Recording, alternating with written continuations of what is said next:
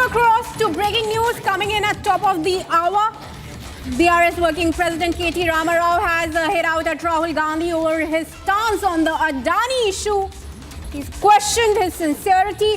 KTR pointed out if Rahul is truly committed to his statements and demands regarding the Adani issue, he should urge Congress-ruled states like Maharashtra to cancel all MOUs signed with the Adani group. It's a BRS versus Congress clash over Rahul Gandhi's statements on the Adani row. A fresh statement has come in from KTR. Listen in for yourself. If Rahul is sincere, Rahul Gandhi is sincere in what he says, what he demands, why is he not asking his chief minister to cancel all the MOUs with Mr. Adani and his company? That's the question he needs to answer.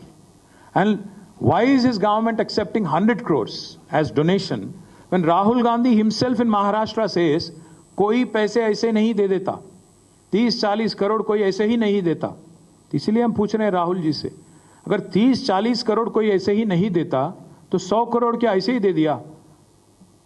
दिल की अच्छाई, दिल की गहराइयों से क्या रेवंत रेड्डी के लिए उनके कोई अलग सा मोहब्बत है क्या उनके दिल में? तो इसीलिए हम पूछते हैं राहुल जी से, आपकी अगर नेशनल पार्टी है तो नेशनल स्टैंड होना चाहिए.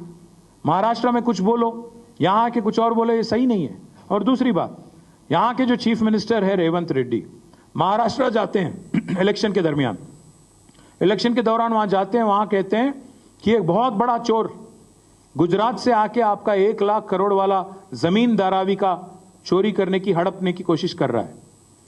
अगर आपको अदानी अगर बहुत बड़ा चोर लगता है महाराष्ट्र में, क्या बॉर्डर पार करते ही तेलंगाना में आते ही बहुत अच्छा कैसे लगने लगा? ये हमें नहीं समझ आता.